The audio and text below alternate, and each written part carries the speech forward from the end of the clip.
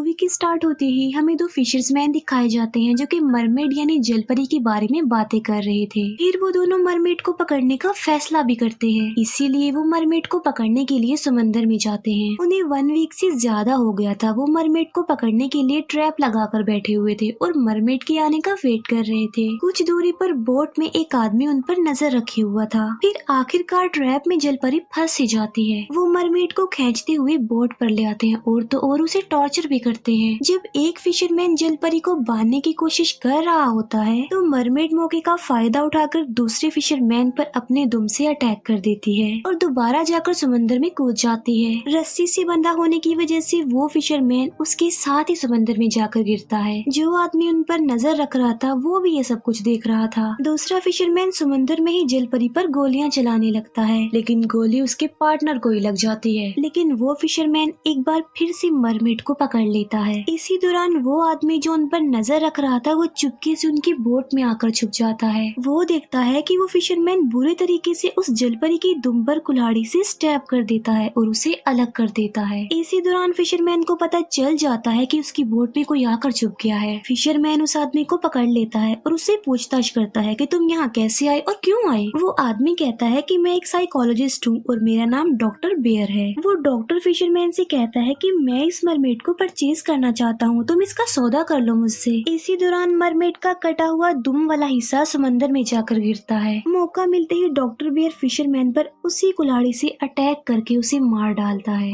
बाद में वो डॉक्टर जलपरी की आधे बॉडी के पार्ट पर रिसर्च करता है। वो देखता है कि जलपरी की आधी बॉडी कट चुकी है मगर इसके बावजूद भी वो जिंदा है। थोड़े दिनों बाद जलपरी की बॉडी पर अजीब सी स्किन आ रही थी और वो बगैर कुछ खाए जिंदा भी थी और तो और वो काफी दिनों से एक ही जगह पर पड़ी हुई थी। फिर 63 डेज बाद उसकी बॉडी से वो स्किन रिमूव हो जाती है। इसी दौरान उसकी इंसानों जैसी टांगे और पैर भी जनरेट हो चुके थे। आहिस्ता आहिस्ता उसकी टांगे और पैर बिल्कुल ठीक हो गए थे, लेकिन अभी भी वो चलने के काबिल नहीं थी और वो मरमेड सिर्फ मछलियाँ ही खाती थी। इस जलपरी पर और ज्यादा रिसर्च करने के लिए डॉक्टर बेयर उसे अपने मेंटल अजाइलम में ले आते हैं और अजीब बात ये थी कि उस मेंटल अजाइलम में सिर्फ लड़कियाँ थी। वहाँ पर एक लड़की का नाम होता है जून जो कि हमेशा एक लड़की से बातें किया करती थी और वो लड़की सिर्फ जून को ही नजर आती थी और किसी को नहीं आती थी। यानी इसका मतलब साफ था कि वो लड़की भूत थी। डॉक्टर बेयर जब जलपरी को वहाँ पर लेकर आता है तब वो लड़की जलपरी को भी नजर आ रही थी, जो जून को भी नजर आती थी। जो जुल्म जलपरी के साथ हो रहे थे उसकी वजह से वो काफी सैड थी। वो हमेशा गीले रहने या पानी में रहने की कोशिश करती थी। कैमरास के जरिए डॉक्टर बेयर उस पर कॉन्टिन्यूसली नजर भी रख रहा था। जून जब उस लड़की के भूत से बातें कर रही होती है तब हम ये जान पाते हैं कि वो लड़की तो 10 साल पहले मर चुकी है, लेकिन उस लड़की का गोस्ट ये बात एक्सेप्ट नहीं कर रहा था कि वो मर चुकी है। वो समझती थी कि मैं भी उन लड़कियों जैसी एक जिंदा लड़की हूँ जो कि इस मेंटल अजाइलम में है और अब उसे सिर्फ जून और मरमेड ही देख सकते थे। जून जब उस लड़की के भूत से बातें किया करती थी तब सब लोग उस पर हंसते थे, ये कहते हुए कि ये किसी सोल से बातें कर रही है। अब उस लड़की का भूत मरमेड से भी बातें करने लगा था और वो मरमेड की हेल्प करने की कोशिश भी करती है। जलपरी एक नर्स जिसका नाम सैंड्रा होता है उससे एक दूसरी लैंग्वेज में बातें कर रही होती है। जलपरी के साथ जो बीत चुका था वो सब कुछ बता रही थी, लेकिन नर्स सैंड्रा को कुछ भी समझ नहीं आ रहा होता कि आखिर वो कह क्या रही है। मरमेड की बातों को अंडरस्टैंड करने के लिए सैंड्रा लैंग्वेजेस एक्सपर्ट एक आदमी को बुलाती है और वो आदमी मरमेड से बातें करता है। मरमेड कहती है कि यहाँ पर एक लड़की है जो किसी को भी नजर नहीं आती, जिस पर जून कहती है कि मुझे भी वो लड़की दिखाई देती है। जलपरी कहती है कि मैं इस जमीन की, इस दुनिया की नहीं हूँ, बल्कि मैं समुंदर की दुनिया की हूँ, यानी मैं एक मरमेड हूँ, एक जलपरी हूँ। वो कहती है कि मेरी टेल भी काट दी गई बड़े ब्रूटल तरीके से। अब क्योंकि मैं इस दुनिया में आ गई हूँ तो इंसानों जैसे मेरे पाँव आ गए हैं। वो कहती है कि ये लैंग्वेज हमने कुछ लोगों से सीखी थी जो फिशर्समैन थे और समंदर में आए थे और वो फिशर्समैन बहुत सारी जलपरियों को अपने साथ जमीन पर ले आए। इस जमीन पर कुछ लड़कियां हैं जो उन जलपरियों की बेटियां हैं और एक हकीकत ये कि एक जलपरी की बेटी यहाँ भी मौजूद है। जलपरियां पानी के बगैर जमीन पर सरवाइव नहीं कर सकती। जमीन पर कुछ दिन और रहने से से वो भी मर सकती है। ये बातें सुनकर सब लोग काफी हैरान रह जाते हैं, लेकिन कोई भी इस बात पर यकीन नहीं करता। लेकिन डॉक्टर बियर को गुस्सा आ जाता है कि मरमेड ने अपनी हकीकत सबको क्यों बता दी। इसीलिए वो पनिशमेंट देने के लिए मरमेड को बड़े बुरे तरीके से घसीटते हुए ले जाता है और उसे ले जाकर एक सेल में बंद कर देता है। जलपरी के साथ उस लड़की का गोश्त भी चला जाता है। उसके साथ ऐसा होता देखकर बाकी गर्ल्स काफी अपसेट हो जाती हैं और उनमें से एक लेडी जलपरी के पास जाने का फैसला करती है। वो लेडी चुपके से जलपरी के पास जाती है, लेकिन डॉक्टर बियर उसे देख लेता है। वो डॉक्टर बियर से पूछती है कि मरमेड कहाँ पर है। डॉक्टर बियर उसे कहता है कि वो बेसमेंट में है। डॉक्टर बियर उस लेडी को नहीं रोकता बल्कि उसे जाने देता है। वो लेडी जब जलपरी को ढूंढ रही होती है तब उस लड़की का घोस्ट उस लेडी को बुलाता है, लेकिन लेडी को उस घोस्ट की आवाज सुनाई नहीं देती। वो लेडी एक ऐसी जगह पर आ जाती है जहाँ पर एक पागल औरत थी जो उस पर अटैक कर देती है। डरते हुए वो लेडी एक सीक्रेट रूम में जा पहुँचती है जहाँ उसे एक डॉग मिलता है जो कि कैनिबल था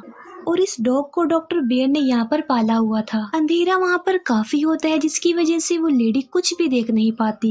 वो कैनिबल डॉग उस लेडी पर अटैक कर देता है और वो लेडी मर जाती है। यहाँ पर ये बात क्लियर हो जाती है कि डॉक्टर बियर एक अच्छा इंसान नहीं था। उसने मरमेड के अलावा बाकी लड़कियों के साथ भी काफी गलत किया हुआ था। वो लड़कियों को मारने के बाद उनका गोश्त उस कैनिबल डॉग को खिला देता था। सैंड्रा डॉक्टर बियर से उस लेडी के बारे में पूछती है जिसे डॉग मार चुका था। डॉक्टर बियर कहता है कि वो लेडी का ट्रांसफर कहीं और हो गया है और वो बिल्कुल ठीक है और सेफ है।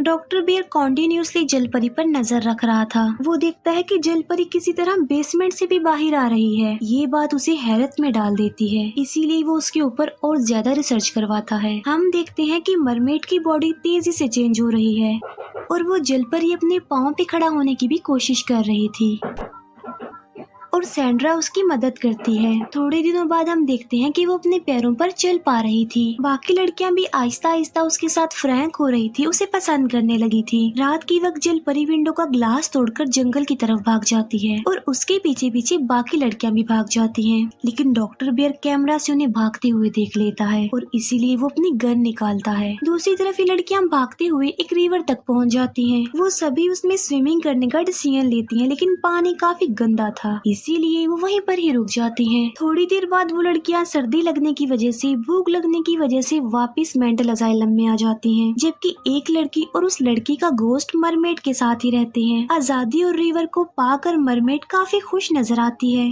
रात को जो लड़की मरमेड के साथ रुकी थी, जब वो सुबह उठकर देखती है तो वो खुद को अकेला पाती है, इसीलिए वो भी वापस मेंटल असाइलम में आ जाती है। हम देखते हैं कि उस लड़की का भूत जंगल में मरमेड को ढूंढ रहा है। वो देखती है कि एक रात में जलपरी काफी ज्यादा चेंज हो गई है और तो और अब उसकी दुम भी रीजनरेट हो चुकी थी, लेकिन मरमेड वहीं पर फंस चुकी थी क्योंकि रिवर का पानी खुश्क हो गया था। उस लड़की का घोस्ट जलपरी को कहता है कि तुम्हारे घर यानी समंदर तक तुम्हें ले जाने में मैं तुम्हारी मदद करूंगी। जलपरी व्हील चेयर पर बैठकर मेंटल असाइलम में जा रही होती है, लेकिन डॉक्टर बियर उसे देख लेता है और वो जलपरी को कार से हिट कर देता है। यहाँ पर सैंड्रा को भी पता चल जाता है कि वो वाकई ही एक जलपरी है। डॉक्टर बियर उसे अपने एम्प्लॉयज की हेल्प से अपनी कार में रखवाता है और इस राज को छुपाने के लिए वो सबसे पहले अपने गार्ड को ही मार डालता है। उसे गार्ड का मर्डर करते हुए सैंड्रा और बाकी लड़कियां भी देख लेती हैं, इसीलिए वो सबको मारने के लिए आता है। सैंड्रा बहुत सारी लड़कियों के साथ खुद को एक रूम में लॉक कर लेती है। डॉक्टर बियर दरवाजा खोलने की कोशिश करता है, लेकिन वो ऐसा नहीं कर पाता। हम देखते हैं कि एक दूसरी नर्स कुछ लड़कियों को वॉशरूम में छुपा रही होती है और खुद वहाँ से बाहर निकलने का रास्ता ढूंढती है, लेकिन डॉक्टर बियर उसे देख लेता है और शूट करके उसे मार डालता है। फिर डॉक्टर बियर वॉशरूम में जाता है और उन सब लड़कियों को बहुत बुरे तरीके से मार डालता है। चिल्लाने की आवाज सुनकर सैंड्रा बाकी लड़कियों को और एक गार्ड को लेकर वहाँ से भाग रही होती है। डॉक्टर बियर जलपरी को लेकर अपनी बोट पर आ जाता है। वो मरमेड को एक मीट हुक में फंसा देता है क्योंकि अब वो जलपरी के टुकड़े करने वाला था, क्योंकि उसे अंदाजा हो चुका था कि वो कितनी बड़ी मुसीबत में फंस गया है, क्योंकि सैंड्रा और बाकी लड़कियों ने उसे मर्डर करते हुए देख लिया था और वो लड़कियां और सैंड्रा तो भाग चुकी हैं। लेकिन जलपरी को बचाने के लिए सैंड्रा डॉक्टर बियर की बोट के पीछे आती है। उस वक्त उस लड़की का भूत जलपरी के साथ ही होता है। डॉक्टर बियर जब मरमेड को टॉर्चर कर रहा होता है तब उसकी आवाज सुनकर सैंड्रा भी वहाँ पर आ जाती है। सैंड्रा को वहाँ पर एक फाइल मिलती है जिसमें उस लड़की की डिटेल थी जो कि गोस्ट बनकर मरमेड को नजर आ रहा था। यहाँ पर हम ये जान पाते हैं कि डॉक्टर बियर ने उस लड़की पर स्टडी करते हुए उसे टॉर्चर भी किया था, जिसकी वजह से वो लड़की तड़प तड़प तड़प के मर गई। फिर सैंड्रा को जलपरी मिल जाती है। डॉक्टर बियर सैंड्रा पर अटैक करने वाला होता है, लेकिन इससे पहले ही वो उसे शूट कर देती है, जिसकी वजह से डॉक्टर बियर मरता नहीं लेकिन इंजर्ड हो जाता है और फिर वो मरमेड भी उस पर अटैक कर देती है। उसी दौरान उस बोट में सुराख हो जाता है, जिसकी वजह से उस बोट में पानी आने लगता है। गोली की आवाज सुनकर सब लड़कियां सैंड्रा की हेल्प करने के लिए वहाँ पर आ जाती हैं और वो लड़कियां भी ये देख लेती हैं कि वो वाकई ही एक मरमेड, एक जलपरी है और वो सब मिलकर मीट हुक से उसकी दुम निकाल देती हैं और बोट के टूटे हुए हिस्से से मरमेड समंदर में चली जाती है। लेकिन पानी आने की वजह से बाकी लड़कियां वहाँ पर फंस चुकी थी, क्योंकि बोट में इतना पानी आ चुका था कि वो सभी डूबने लगती हैं। जून बताती है कि यहाँ पर एक लड़की की डेड बॉडी है। ढूंढने पर उन लोगों को उस लड़की के भूत की डेड बॉडी मिल जाती है,